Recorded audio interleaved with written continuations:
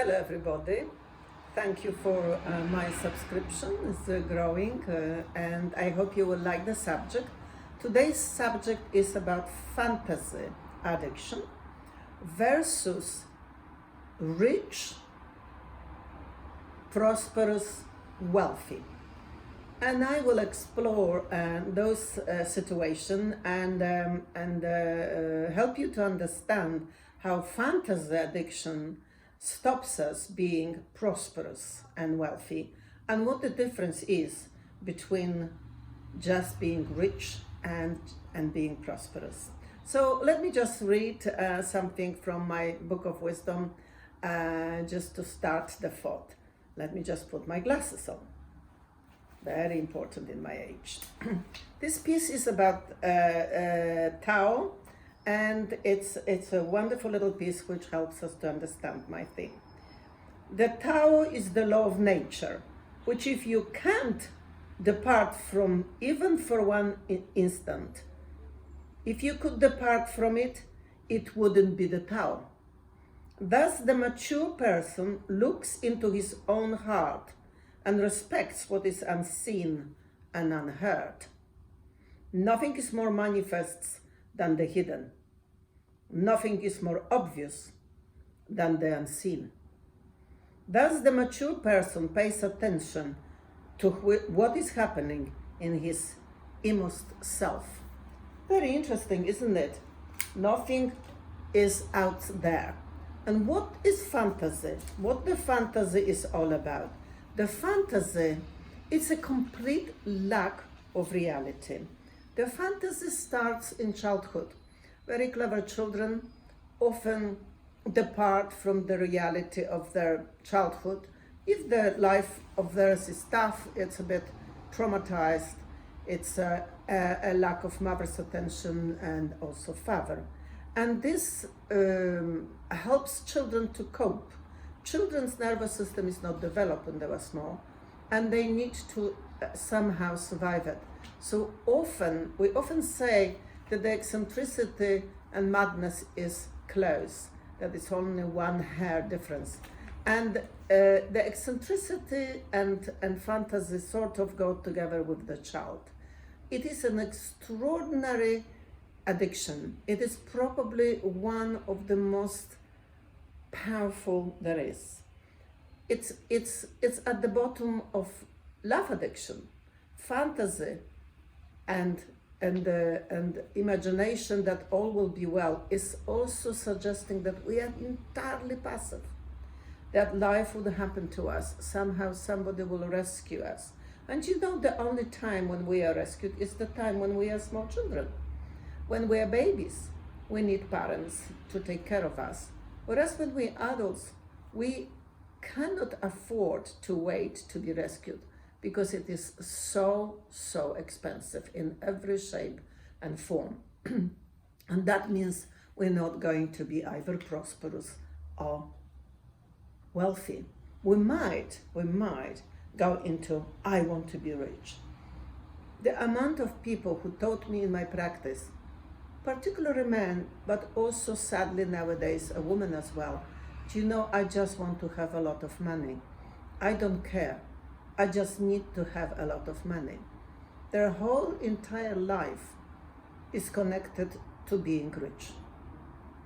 There is an element of fantasy there, because the belief that we can depend upon one thing is the greatest con you can have. And we are conned nowadays by everybody. Look at advertising industry. One of the words which I always laugh at is, oh well, you can buy this shampoo and this pair of trousers and this pair of shoes because you're worth it. What does that mean? It's a seduction of all seduction. You need to come through to comprehend what you are worth and what that means for you. And that would be being prosperous, being in touch with yourself. It's not about fantasy living. Sometimes people are in their 30s, 40s, 50s, and once they're divorced, they go again into the fantasy that some other man will be rescuing them. Advertising, dating sites are full of narcissists who are very good with words and who can con you blindly if you do not let go of your fantasy. You believe, like a teenager, that you will get fixed by a man who will promise you and don't deliver. Always remember, love is not about words. Love is cheap. The words are cheap. Love is about action, and action demands a sober approach to life. When we look at the fantasy, or in a way of brain function, we know that brain functions similarly in the fantasy, or daydreaming, or dreaming in the night, or obsessive behavior. So as far as brain activity is concerned, it's not much difference, but there is such a profound difference. For instance, to say, I have a dream, or I have a plan. It's got nothing to do with fantasy. It's not about I fantasize. So we need to really truly pay attention to those vocabularies. To have a dream, a desire, is very healthy. To be in the fantasy land, it's quite the opposite. It's nothing to do with health, nothing to do with a position of sobriety. We need to therefore very carefully look at ourselves. And I can tell you from my practice, years of practicing, listening to fantasists, how many years can be lost to fantasy, how much health can be lost to fantasy, how much money can be lost to fantasy. The fantasy about is connected also to impulsiveness. And if you are full of a fantasy, you can impulsively marry someone completely impossible to live with. You can go and buy a house you cannot ill afford it. You can go and spend money on the second car, which you should never touch because you are not in a position financially. But fantasy is connected, I'm rich, or at least I can have a credit card. And you can imagine and look at what's going on. We were so easily given all sorts of credit cards and all sorts of promises that I will be fun, it'll be great, I can have now free cars, and I'm sure some bird would like me. And the credit cards, the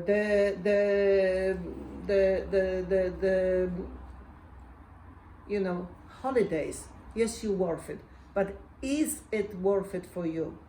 If you never awaken, if you live your life, and you can literally live all your life in fantasy, you can have jobs, you can have earned, you can have a reasonable position in society, and be never ever real and authentic, because the rest of your emotional life is completely plagued by your fantasy. So let me just read you something about what it means to be a master, to be prosperous and in touch with yourself, and to be wealthy. That's another Lao Tzu, one of my famous philosopher and my favorite one, who said, the master concerns himself with the depths and not the surface, with the fruit and not the flower. He has no will on his own. He dwells in reality and lets all illusions go. Isn't that great what he just said? And that is exactly what needs to happen. Can we afford to let our illusions go? Sometimes I put hours and hours and hours with people, and they put thousands of pounds into my bank account, and they cannot get rid of fantasy. And there would be men and women in all sorts of ages, and with all sorts of successes, who just simply refuse to let go of fantasy. I dare say that fantasy is probably also a bottom line for gamblers, because gamblers, of course, like most of addicts, but particularly gambling and love addicts, believe that they don't have to earn living, they can win it. So we go and buy these creams because this cream is supposed to relieve us from the wrinkles. We go and buy these perfumes because these perfumes would no doubt bring some success with men. We can go and get this swimming costume and not another because that would shape our body. Well, what shape our body is a bit of exercise and probably healthy eating. But this fantasy that we can fix ourselves that easily is absolutely dominant in our culture. It's everywhere, and in every second of our life we can kickstart with fantasy. You can, even nowadays, with coronavirus, my goodness, we don't have minds, we are not belonging to ourselves. We're taught what to read and what to listen to. We're taught what would be great. Yes, that's very nice suggestion, but please remember that you have a perfectly intelligent mind, and if you know how to be wealthy and prosperous, wealthy in your mind, in your freedom, in your friendship, in your health, mental, physical, spiritual, that's what wealth is all about, and prosperity. You will be perfectly capable, as Lao Tzu would put it, to be master of your own choices, and have a choice, because what fantasy robs you is the choice. You don't have it, because that's what your brain will con you with. You can go and be fixed by somebody indeed. Nowadays, you see, you've got in the internet millions of people who are coaches. You see a taxi driver or some kind of builder, as one lady who comes to me says, well, her friend, you see, pay, a few £1,000, and he did some coaching course, and now he is a coach. Well, it's a fantasist. It's absolutely impossible to be a coach or a therapist after 3 weeks of a coaching course. But this is what is going on. So when we don't have a sober mind, we will not be able to really choose whom to listen to. And as much as there's lots of useful information in YouTube, etc., there is more so not so useful information. So pay attention. So many people talk about things which they have very little idea or no idea at all. And that is never happened to us. So that's the shadow of internet. And it's not very good, you see, to do that. We have to use our common sense, basically, and when we are living in the fantasy, we don't use the common sense. We kind of lose a common sense. It's going on holiday. And that is something which we must always remember, that we must look at those people like influencers. What is influencer? What a strange word to have. What is influencer? And they have 1 million and 2 million followers, and they influence what knickers you wear, what shoes you wear. Well, be your own influencer. If you're prosperous and wealthy, you will be your own influencer. You will have the choice. Otherwise we are completely enslaved. We are pushed from pillow to post, and we just use a magical thinking, and almost abdicate entirely responsibility for our own prosperity and our own wealth. Every day we literally listen to kind of idiots on the internet. So it needs to be slightly more awakened than that. Let me just read you something else about the subject. That is Matthew. Ask and it will be given to you. Seek and you will find. Knock and it will be opened to you. For everyone who asks receives, and the one who seeks finds.